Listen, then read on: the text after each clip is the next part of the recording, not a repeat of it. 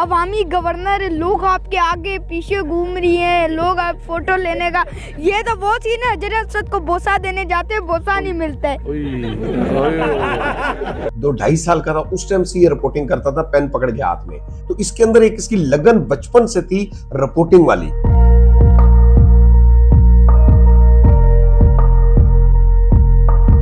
ऊपर से आर्डर आते कि ये सवाल करना है, ये बोलना है, वो बोलना है, तो इसी वजह से आप लोगों को भी तंगी होती है। नहीं, कोई ऊपर से ऑर्डर नहीं आता है। आपको क्यों लगता है कि ऊपर से ऑर्डर आते हैं? मेरे साथ मौजूद हैं 10 साला उवैस शहजाद। ये एक चाइल्ड स्टार रिपोर्टर हैं। 10 साला उवैस शहजाद ने कैंसर जैसे मुज़ी मर्ज का मुकाबला किया और अभी कर भी रहे हैं।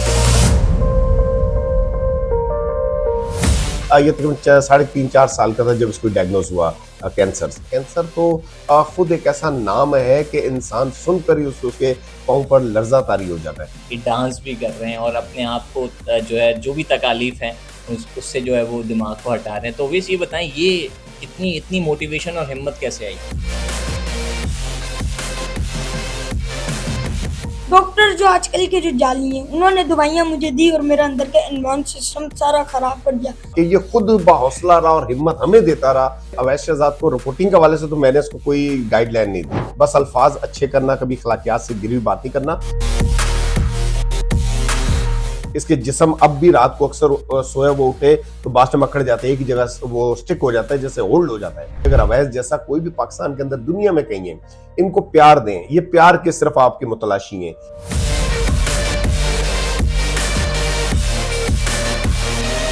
मैं आज आपको इस वीडियो में बताऊंगा कि सख्त तकालीफ का सामना कैसे करते हैं, कई मुश्किलों का मुकाबला कैसे करते हैं। मेरे साथ मौजूद हैं 10 साला उवैस शहजाद। ये एक चाइल्ड स्टार रिपोर्टर हैं और उनके वालिद नदीम शहजाद जो कि एक सीनियर जर्नलिस्ट हैं। 10 साला उवैस शहजाद ने कैंसर जैसे मुज़ी मर्ज का मुकाबला किया और अभी कर भी रहे हैं।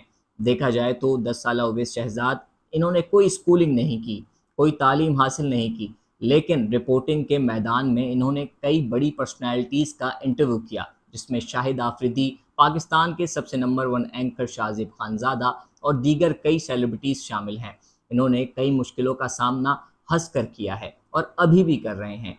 इनकी लाइफ की मज़ीद तफसीलात क्या है, आइए इस वीडियो में आपको बताते हैं। आप देख रहे हैं न्यू डिजिटल और मैं हूं अंजार है। जरा कबूल कर लो अपने मेहमान कर, एक एहसान कर। कैंसर जैसे मुज़ी मर्ज से मुकाबला कर रहे हैं, लेकिन बहुत ज़्यादा मोटिवेटेड हैं। आपसे तो कई लोग इंस्पायर भी होते होंगे। इस बीमारी के बाद किस तरह से अपने आप को पॉजिटिव रखा?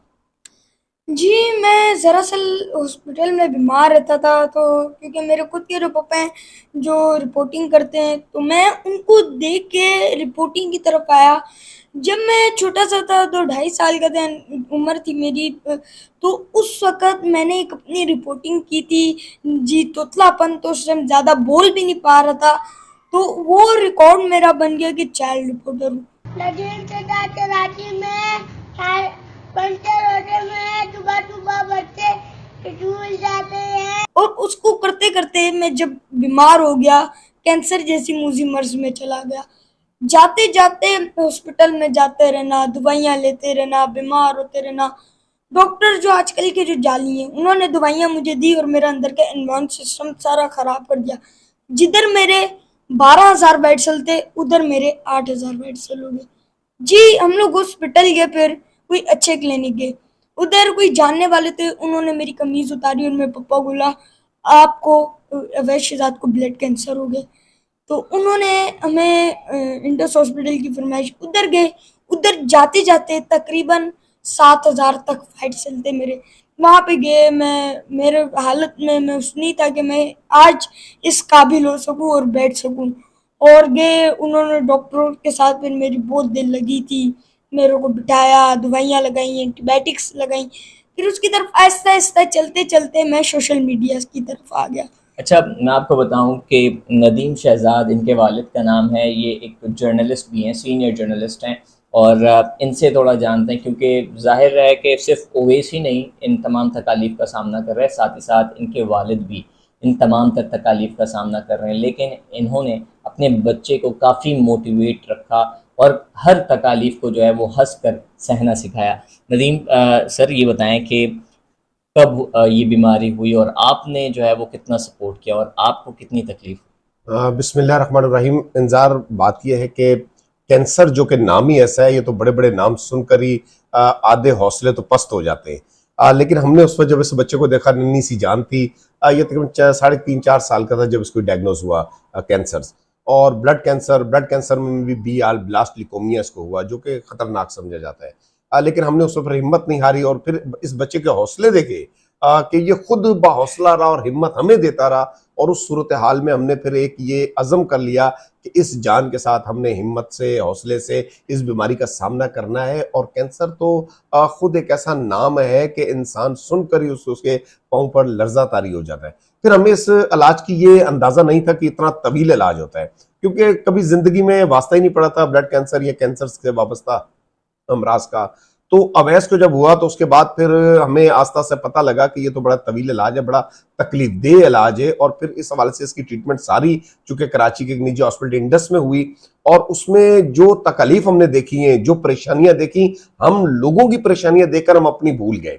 तो मैं ये जरूर कहूंगा उन वालिदैन के लिए कि अगर आपके बच्चे को आपके घर में किस किस्म की मौजी मर्ज आ जाए तो हौसले पस्त नहीं करने हैं। इसमें अज़म हौसले चाहिए, बुलंद हौसले चाहिए कि आप उस मर्ज का सामना करना है। मरीज को भी बाहौसला रखना है कि मरीज के भी मॉरल डाउन नहीं होना चाहिए। तो हमने उस वक्त देखा कि अवैस जो है बच्चा तो है, अब इसके लिए क्या ऐसा वो चीज हो जो उसका ज़हन जो है उसकी वो अपनी तकलीफ से हट जाए, अपनी सोच से हट जाए। क्योंकि हमारे मुआशरे का एक वतीरा है कि लोग आएंगे तो ब्लड कैंसर हो गया, ओहो हो, इसमें तो फलां बंदे की जान चलेगी, फलां बंदे की जान चलेगी। मरीज के सामने इस किस्म की बातें नहीं करनी चाहिए।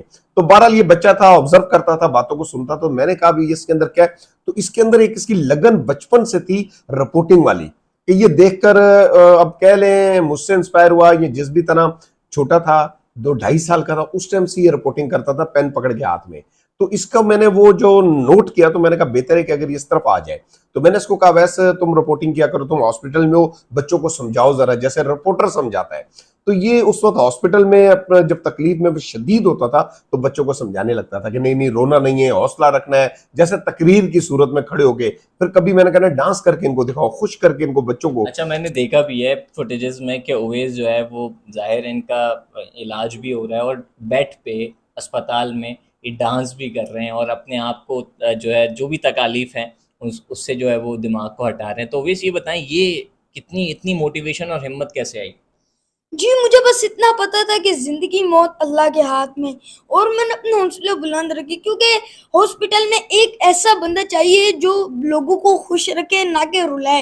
हालांकि डॉक्टर आ जाते, चलो भाई हाथ पकड़ाया, सुई लगानी है, वो बच्चे उसको देख के रोते थे कि सुई लगेगी।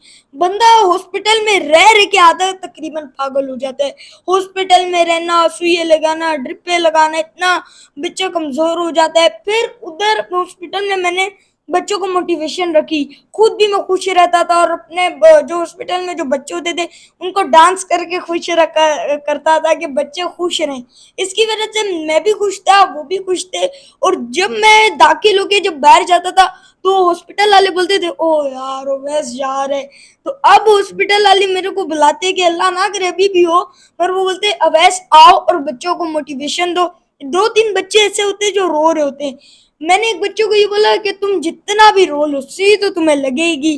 फिर एक बच्चे सामने मैं रोने लगे, वो बच्चा मेरे को देख रहा है, मैंने बोला सुई लगाओ, वो बच्चा भी देख रहा है। ये मेरे लिए, मेरे को खुद एक खुशी होती है कि मैं, मेरी वजह से जो बच्चे हैं वो खुश हो रहे हैं।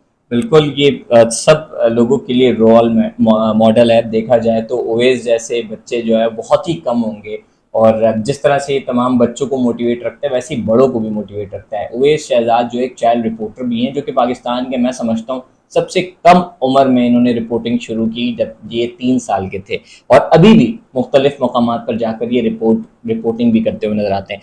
ओवैस ये बताएं, रिपोर्टिंग कहाँ तक पहुँची है, क्या क्या चीज़ें आपने अपने पापा से क्या क्या चीज़ें सीखी हैं और अभी जो है वो किस तरह कंटिन्यू कर रहे हो? जी, शुक्र है अल्लाह का कि मैं बहुत अच्छी रिपोर्टिंग कर रहा हूँ। हौसले, जज्बात हैं, और पापा भी मेरे साथ बहुत सपोर्ट थी। हॉस्पिटल में रहना, मेरे साथ गुजारना, बहुत बहुत यानी कि दिनों तक रहना होता था। वहाँ पे मेरी ख्याल रखना, बार बार बीमार है बच्चा, हमारी नींदें पूरी होती थी मगर हमारे माँ बाप की नींदें नहीं पूरी होती थी। तो आज मैं अल्लाह का शुक्र अदा करता हूँ कि मैं इस काबिल हूँ और मेरे अंदर हौसले हैं, मैं बोल सकता हूँ। बहुत से मैंने इंटरव्यू लिए हैं, जैसे कि IG सिंह साहब का लिया है, गवर्नर साहब का लिया है, शाहिद अफरीदी साहब का लिया, शाहजेब खानजादे एंकर पर्सन का इंटरव्यू लिया, बहुत से हैं इंटरव्यू लिया, और वो भी, उनकी दुआएं भी मेरे साथ हैं और मेरी दुआएं भी उनके साथ हैं। बिल्कुल, वाकई इनका कॉन्फिडेंस बहुत ज़्यादा है। मैं सामने बैठकर जो है वो हेजिटेट हो रहा हूँ, लेकिन इनका कॉन्फिडेंस बहुत ही आला है।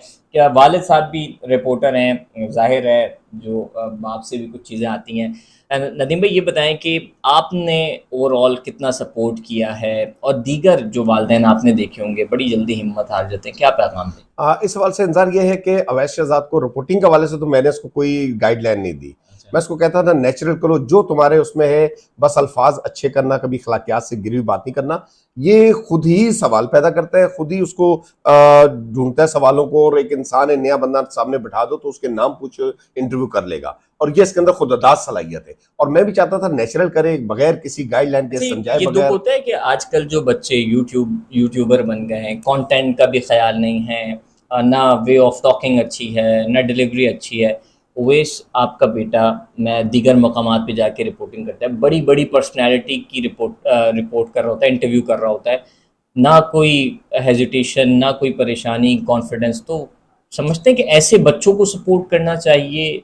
अवैस चूंकि इंतजार यह है कि इसका इंटरव्यूज वाला, मैंने व्लॉगिंग और दीगर चीजें भी होती है, पॉडकास्ट वगैरह जो लोग कर रहे हैं, उसमें कुछ चीजें लोग चूंकि पसंद ही आज मुआशरे के पता नहीं तकाजे ऐसे हो चुके हैं कि इस तरह की बातें पसंद करते हैं जो हम नहीं चाहते कि अवैस बोले, और अवैस खुद भी नहीं चाहता, चूंकि ये तमाम यूट्यूबर्स को सुनता रहता है, देखता रहता है, इसने वहीं से खुद अपने आप को जो बिल्ड किया है।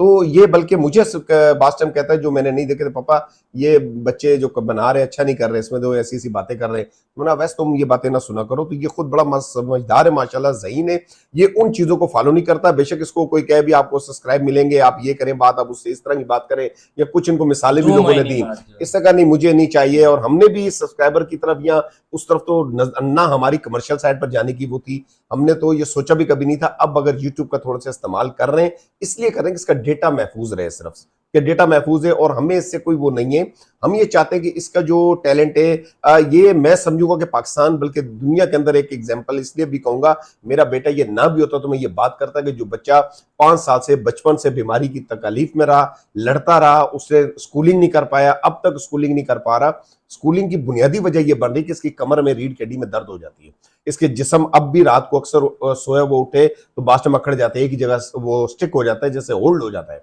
तो फिर इसके बॉडी स्ट्रक्चर अब तक मजबूत नहीं हुआ है, इस ट्रीटमेंट के ऑब्जर्वेशंस में अब भी चल रहा है ये। तो रीढ़ की हड्डी में बार बार बोन मैरो टेस्ट होने के बाद से वो मजबूती नहीं है, ये बैठता है तो दर्द हो जाती है। स्कूल हम क्या करें, तो हमने कहा कि अभी मजीद 1 साल इसको रेस्ट करते हैं।